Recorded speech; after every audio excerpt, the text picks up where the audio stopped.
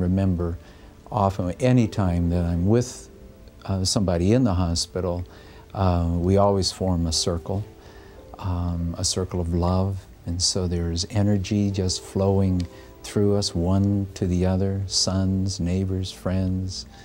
If a doctor or a nurse will join in, then yes, they too will be part of that blessed circle of safety and of healing. And so I can remember that very vividly. And I heard a lot of people praying too, which was beautiful. Another example of our church family praying together for one another.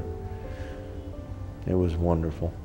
There is something quite profound in the process of praying when we're all together praying, and when he knows that there's a community that loves him and is translating that love into prayers, and that is opening themselves to God's movement.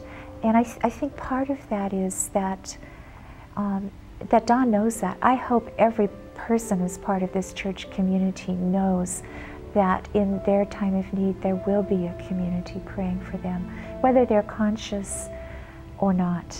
And all of these people that are around you, that's interacting with that too, become close to you as family.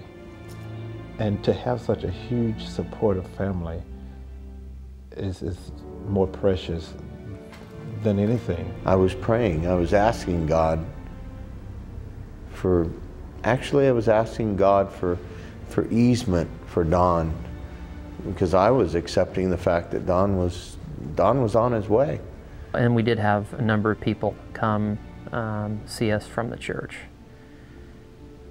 So that was comforting. And you really realize that you know, have a full support behind you with this. You're not going through this alone. So that was very comforting.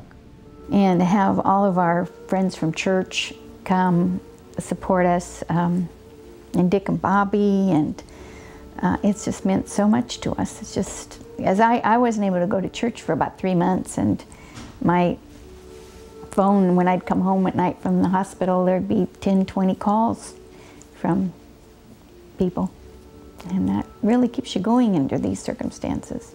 I was expecting to say goodbye to him, and I was sitting with him, talking to him, and all of a sudden he woke up, and I was just blown away. I felt the awesomeness of God right there. I felt like he had come out of a dream or just woke up, and I was the person there. I couldn't contain my excitement. I cried like a baby and raced out and called Pat. Miracles, by definition, are surprises. It's total surprises.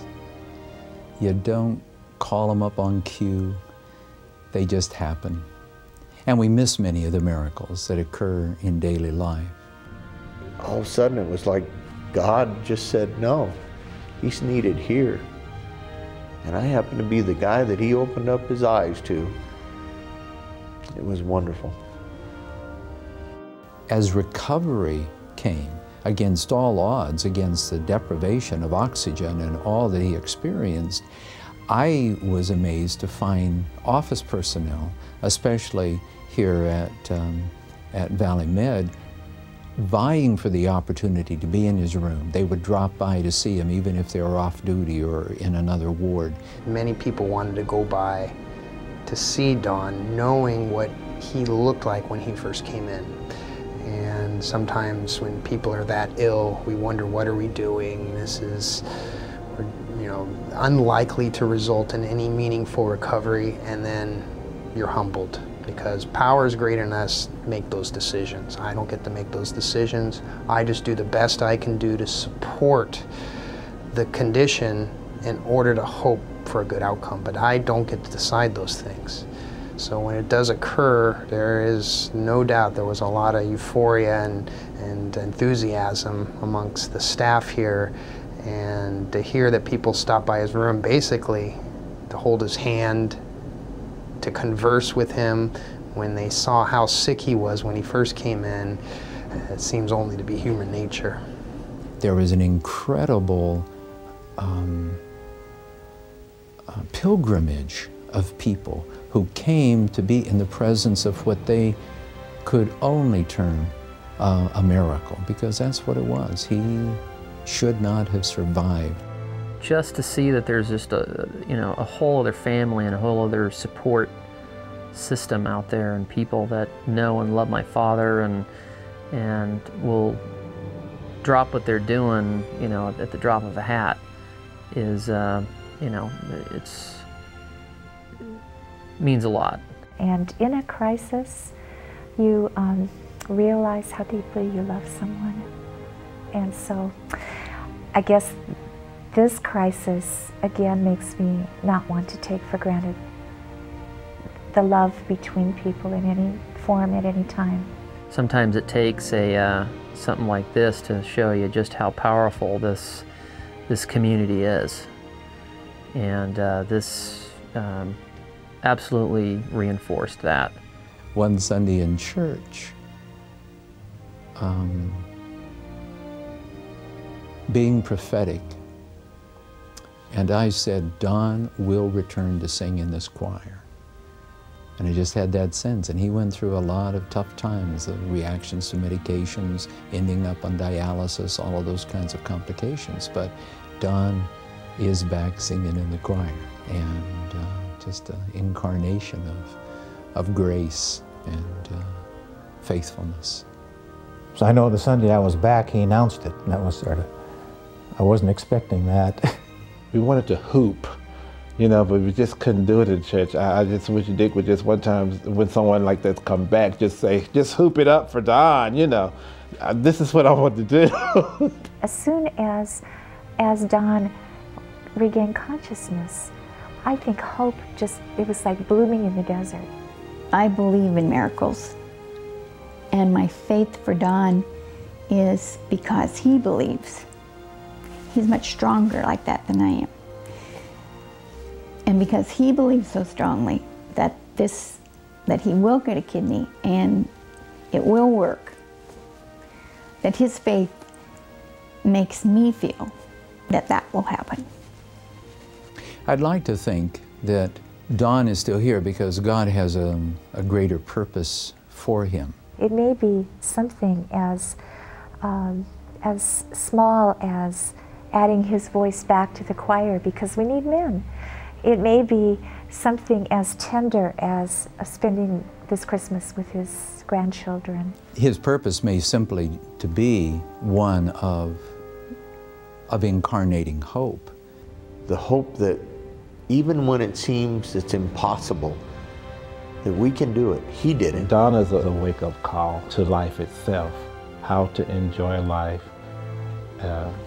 because you just don't know. But his life, even without a word, is a sermon. It is a remarkable sermon. People see him and they understand the kinds of things we've been talking about hope, about not giving up, about the power of faith, about the power of family and community, all those issues that are wrapped up in his living presence. We have to celebrate the gift of life, the gift of Don Olson. What is distinctive about the miracle of Don is that, medically speaking, he was and should have been down and out. But surprise,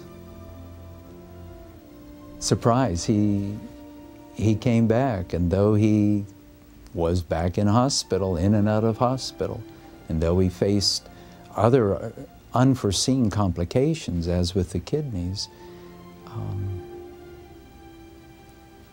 surprise, you're not getting rid of me yet.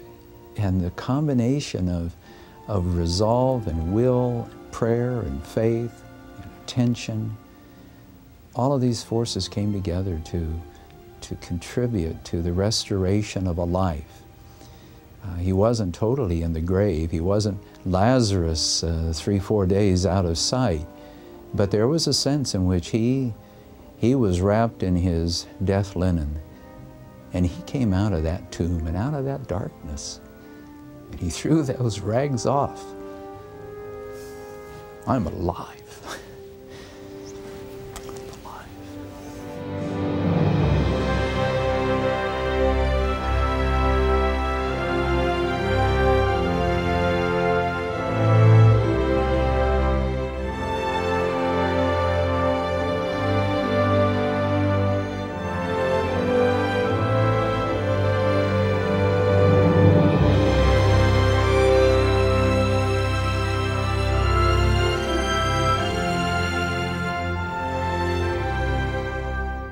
We got to do the best we can while we're here. And I also understand that we're not here forever. But I'm either too stubborn, but I just wasn't ready to go. And I'm still not ready. So I'm carrying on.